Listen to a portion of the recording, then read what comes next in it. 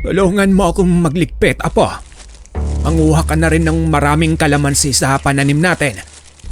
Bukas ay pupunta tayo sa Tio Patricio mo. Ano pong gagawin natin sa kalamansi, Lolo Openg? Bakit kailangan pa po natin magdala ng marami? Hindi mo talaga naiintindihan, ano? Ang baryong pupuntahan natin ay pinaniniwala ang pugad ng mga aswang.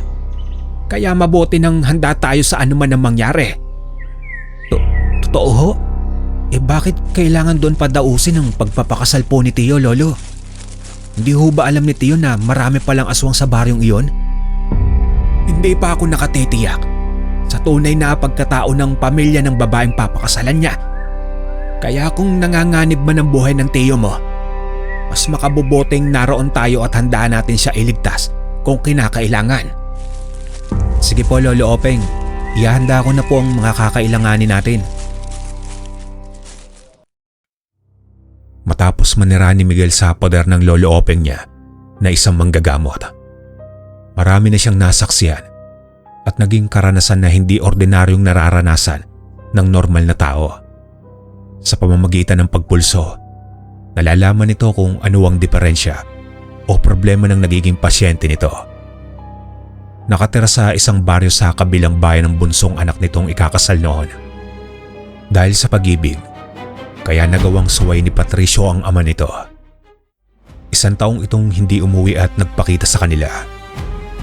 Ngunit nang makatanggap ng sulat mula rito, doon sila nagpasyang puntahan nito upang makilala na rin ang pamilya ng babae na kinahuhumalingan nito.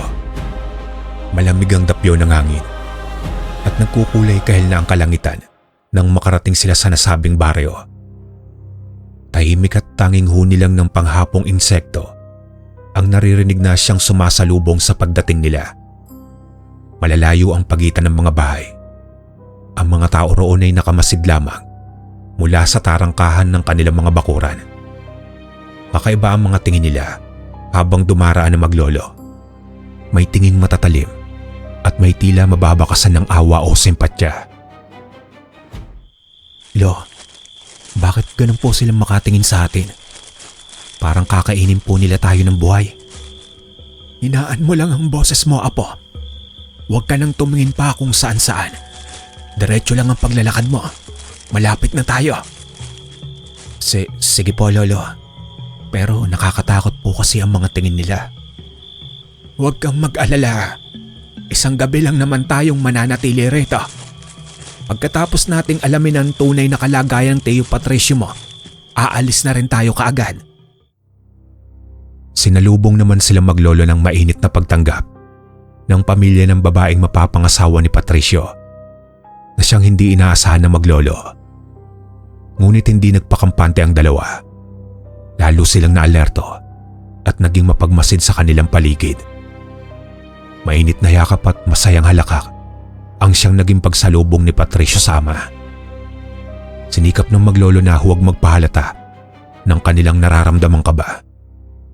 Ngunit ikinagulat nila na gabi ay dinadaos ang kasal sa baryo ngayon. Hindi sa isang kapilya o maliit na simbahan, kundi sa mismong bakuran ng mga ito, kasabay ng marangyang handaan. Doon pa lang ay kinutuban na ng masama ang maglolo dahil sa kakaibang tradisyon ng pamilya ng mapapangasawa ni Patricio.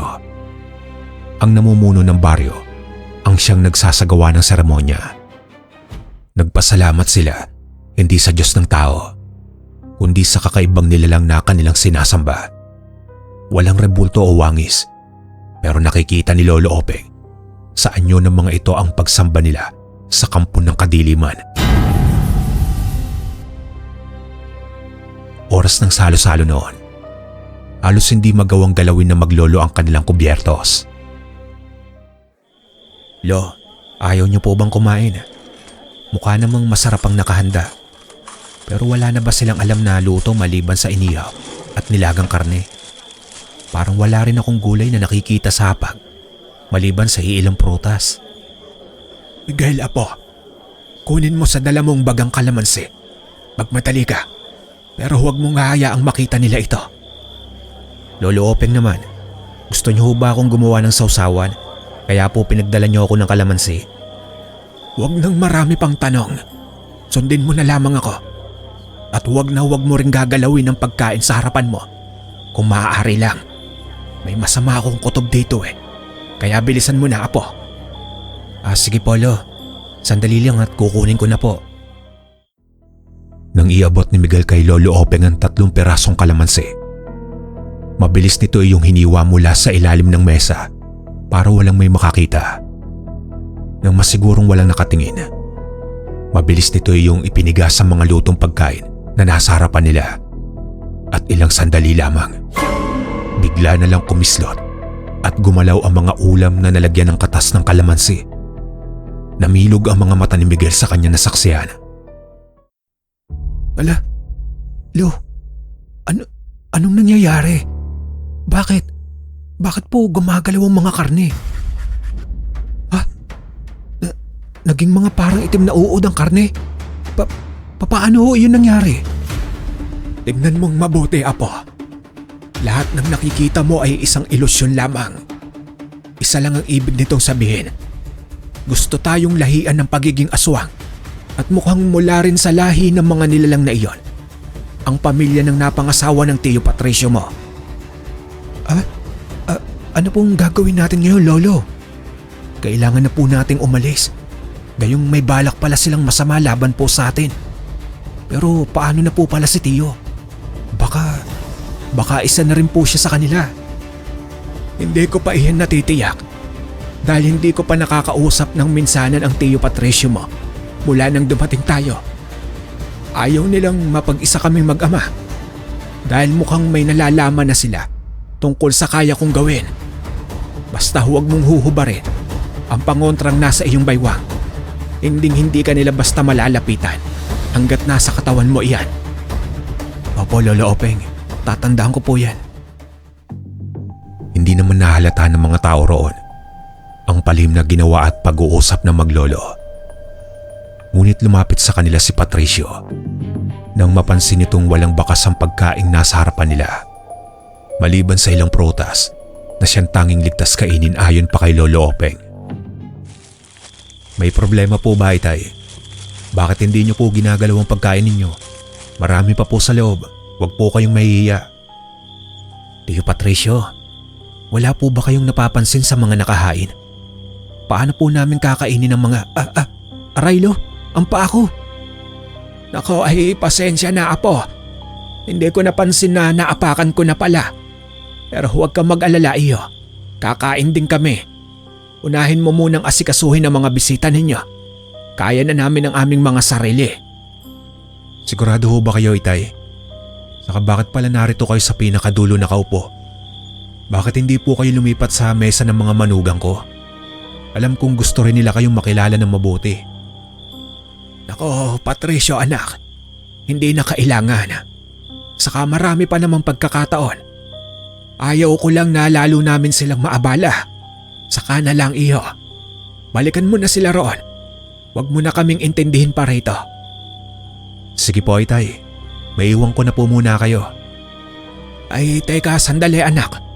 May nakalimutan ako. Ibigay mo sa akin ang isa mong kamay at pupulsuhan kita. Para saan pa iyan, Itay?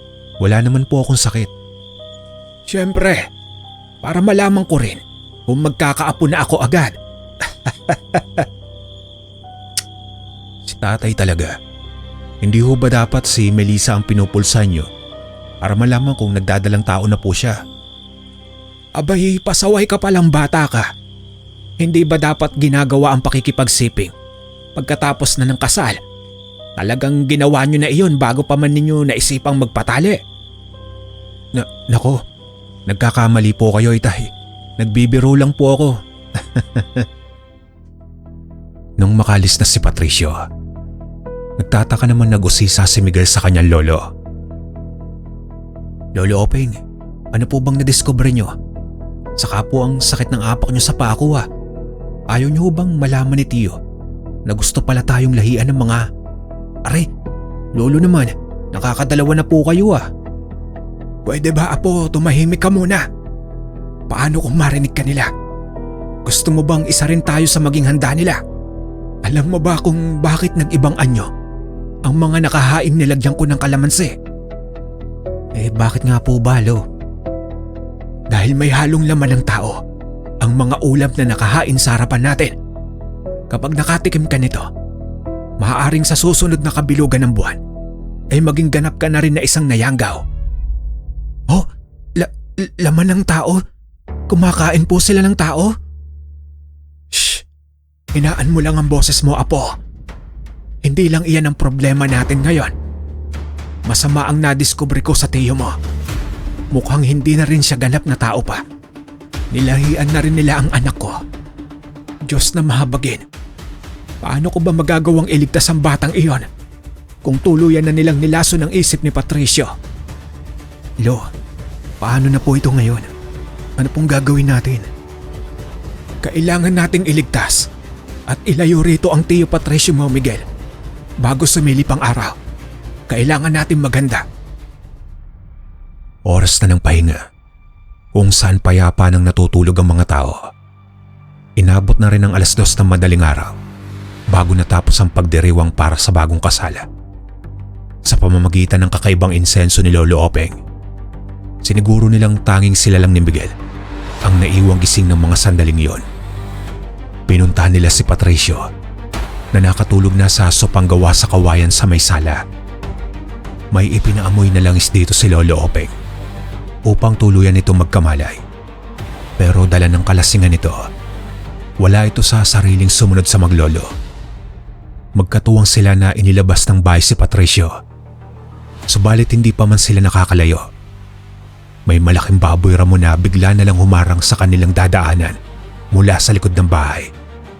Namumula ang mga mata nito at naglalaway na nakatingin sa kanila. Nakaramdam ng takot si Miguel. Lolo, anong gagawin natin ngayon? Mukhang mabangis ang baboy ramong iyan. Baka bigla niya na lang tayong sugurin at suwagin. Ikaw na muna ang bahala sa tiyo Patricio mo. At ako ang haharap sa kanya. Huwag kang matakot. Pero kailangan natin mag-ingat. Dahil hindi isang pangkaraniwang baboy ramo lamang ang kaharap natin. Isa siyang haya. Ang aswang na kayang magpalit anyo bilang hayop. Ano? Aswang ang hayop na yan? Naku, nalinti ka na. Hindi agad sila nakagalaw nang biglang maglakad na parang tao palapit sa kanila ang baboy ramo. Higit pa nilang ikinagulat na magsalita ito. At malamang naroon ito, hindi para patayin sila kundi para bantahan at magbigay ng babala. Hindi na dapat kayo narito pa. Dapat na kayong umalis bago pa mahuli ang lahat. Hindi ka ba narito para pigilan ng pag-alis namin? Narito ako para kunin ang dapat ay siyang pag-aari ko. Kung ayaw niyong maging pagkain namin, ilayo niyo na ang binatang iyan dito.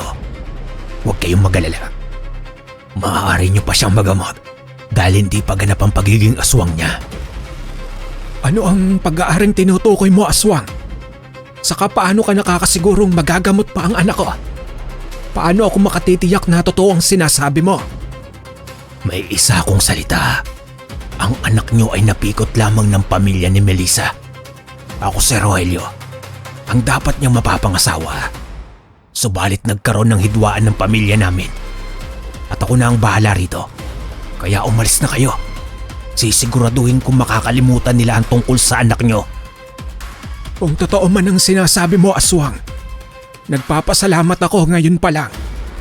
Tinitiyak ko rin na matapos niya siyang gamutin gamit ang ugat ng punong ito, makakalimutan niya na rin ang tungkol kay Melissa at sa kasal na naganap.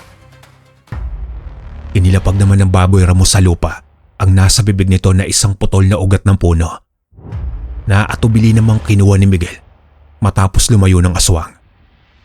Nasaksiyan nila ang paglalakad nito palayo hanggang sa kusa na itong nilamon ng masukal na gubat. Nakalis din ang baryong iyon ng tatlo nang walang naganap na madugong labanan na siyang inaasahan na maglolo. Sa pamamagitan nga ng ibinigay na gamot ng aswang, gumaling ng tuluyan si Patricio. At wala itong maalala tungkol sa pamilyang pumikot dito. Para masigurong hindi na sila masusundan pa ng mga aswang, nagdesisyon si Lolo Openg na lumipat sila ng isla. Hanggang dito na lang po ang aking kwento mga kalakbay. Maraming salamat. Sa bayang tahimik sa likod ng kadiliman, may isang manlalakbay na di sumusuko. Albularyo kung kailangan, antingero kung laban, sa bulsa niyang lumang tela, lihim na kapangyarihan. May aklat ng kasaysayan, kwentong sinauna, binabasa bawat pahina para hindi madapa. Bawat aral na natutunan sa mga ninuno't diwata, ginagawang sandata laban sa dilim na gumagala. O manlalakbay,